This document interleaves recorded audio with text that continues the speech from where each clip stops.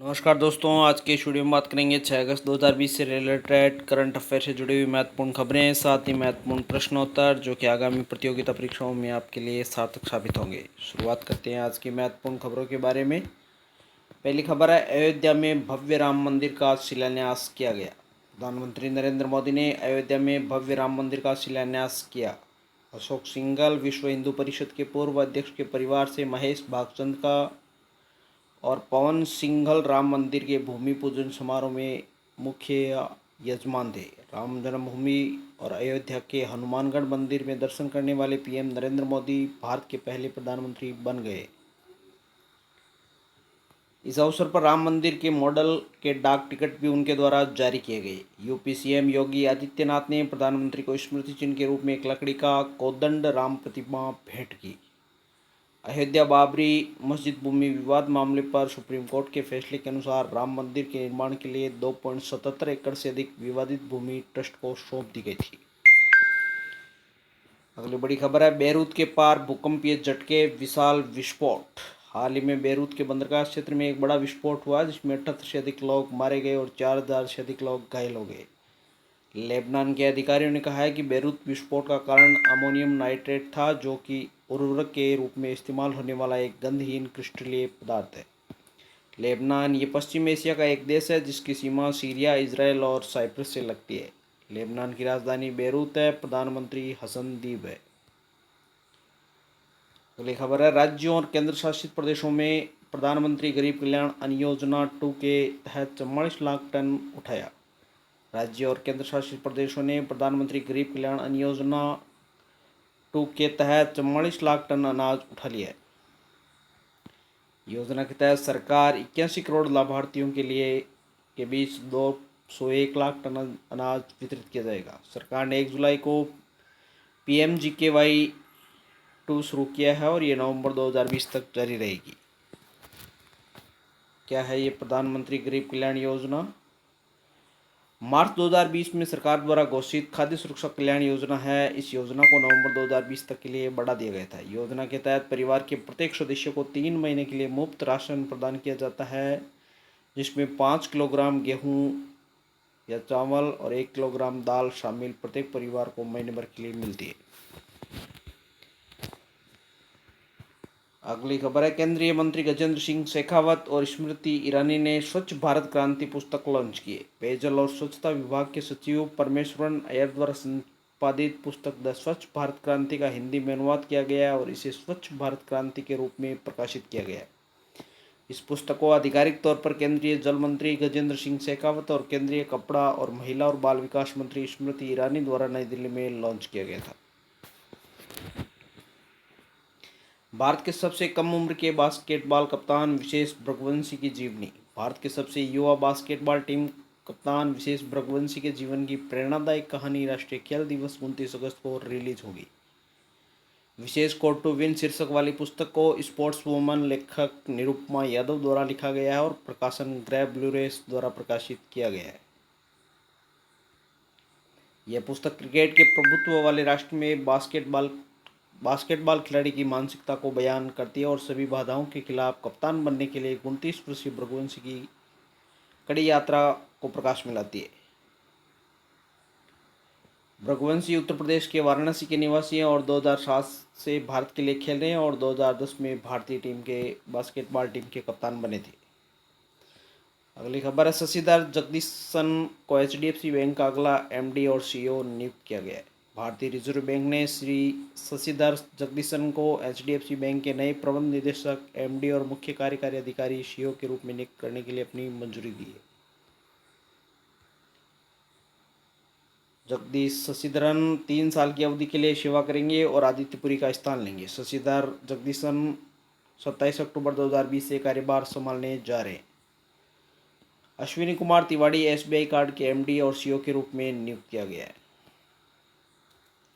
1 अगस्त 2020 को श्री अश्विनी कुमार तिवाड़ी ने SBI card और भुगतान सेवाओं SBI कार्ड के प्रबंध निदेशक, MD और मुख्य कार्यकारी अधिकारी CEO के रूप में कार्यभार संभाला है। तिवाड़ी ने हरदयाल प्रसाद की जगह ली है, जो कि 31 जुलाई 2020 को सेवानिवृत्त हो गए थे। अगली खबर है, मिजोरम ने वर्ल्ड क्लास थेनजेवल गोल्फ रिजॉर्ट परियोजना का उद्घाटन किया है। मिजोरम ने वर्ल्ड क्लास थेंजोल गोल्फ रिजॉर्ट परियोजना का उद्घाटन केंद्रीय संस्कृति और पर्यटन राज्य मंत्री श्री प्रहलाद सिंह पटेल के द्वारा किया गया। परियोजना को स्वदेश दर्शन योजना नॉर्थ ईस्ट सर्किट के तहत लागू किया गया था। भारत में गोल्फ पर्यटन की भारत में मजबूत संभावनाएं हैं। थेंजोल के गोल्फ कोर्स को ग्राम कुक और एसोसिएट्स द्वारा डिजाइन किया गया है। स्वदेश दर्शन योजना क्या है? यह केंद्रीय क्षेत्र की योजना है जो कि 2014-15 में भारत में पर्यटन सर्किट के एकीकृत विकास के लिए शुरू की गई थी।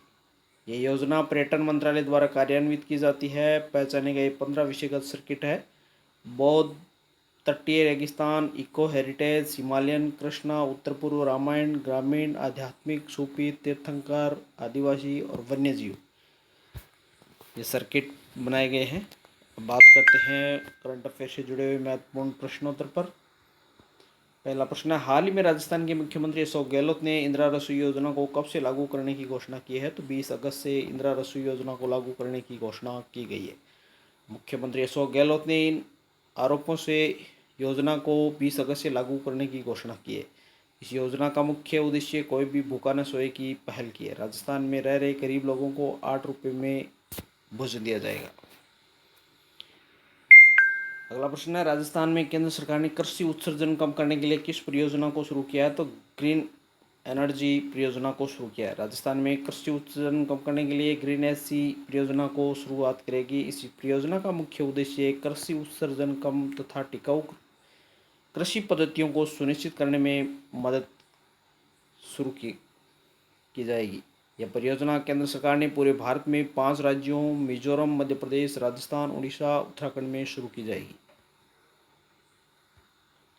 हाल ही में जारी एक रिपोर्ट के अनुसार सोलर एनर्जी उत्पादन में भारत का कौन सा राज्य प्रथम स्थान पर रहा है? तो राजस्थान राज्य सोलर एनर्जी उत्पादन में भारत का प्रथम राज्य रहा है। सोलर एनर्जी उत्पादन में भारत का राजस्थान प्रथम स्थान पर रहा है।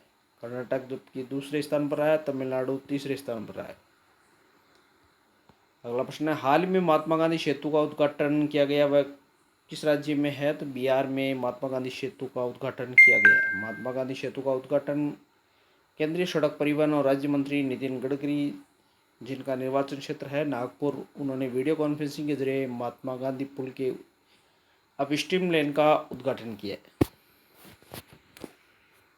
5.5 किलोमीटर पुल पटना, जो बिहार का हाजीपुर है, उसको जोड़ने के लिए गंगा नदी पर बनाया गया है। अगला प्रश्न, किस मंत्रालय को स्कॉच पुरस्कार से सम्मानित किया गया है? तो जनजातीय मामलों के मंत्रालय को स्कॉच पुरस्कार से सम्मानित किया गया है। जनजातीय कार्य मंत्रालय MOTA को मंत्रालय के छात्रवृत्ति प्रभाग को IIT सक्षम छात्रवृत्ति योजनाओं के माध्यम से आदिवासियों के सशक्तिकरण के लिए स्कॉच गोल्ड अवार्ड दिया गया है। अगला प्रश्न, किस मंत्रालय ने हाल ही में रक्षा उत्पादन और निर्यात संवर्धन नीति 2020 का मसौदा तैयार किया? तो रक्षा मंत्रालय के द्वारा रक्षा उत्पादन और निर्यात संवर्धन नीति 2020 का मसौदा तैयार किया है। हाल ही में आत्मनिर्भर भारत अभियान के तहत रक्षा विनिर्माण के क्षेत्र में देश को स्वावलंबी बनाने के उद्देश्य से रक्षा मंत्रालय ने रक्षा उत्पादन और निर्यात संवर्धन नीति 2020 का मसौदा तैयार किया है, जिसके तहत देश की रक्षा उत्पादन क्षमताओं को प्रोत्साहित करके देश को आत्मनिर्भर बनाना है। अमेरिकी राष्ट्रपति ट्रंप ने हाल ही में किस वीज़ा के नियम में बदलाव किया है? तो H-1B वीज़ा में बदलाव किया है। अमेरिकी राष्ट्रपति ट्रंप ने हाल ही में H-1B वीज़ा के नियम में बदलाव किया है। यह गैर अप्रवासी वीज़ा है जो अमेरिकी कंपनियों को विदेशी विशेषज्ञों को नौकरी देने की अनुमति देता है। इस वीज़ा के तहत किसी कर्मचारी को अमेरिका में 6 साल तक कार्य करने की अनुमति होती है। साथ ही ये थे करंट अफेयर से जुड़े हुए महत्वपूर्ण प्रश्न जिन पर अपन ने चर्चा की है। उम्मीद करता हूँ ये वीडियो अच्छा लगा होगा। अगर वीडियो अच्छा लगे तो ज़्यादा से ज़्यादा शेयर करें, लाइक करें और बेल आइकन को प्रेस कर दें ताकि वीडियो की नोटिफिकेशन लगातार आपको मिलती रहे। Thank you.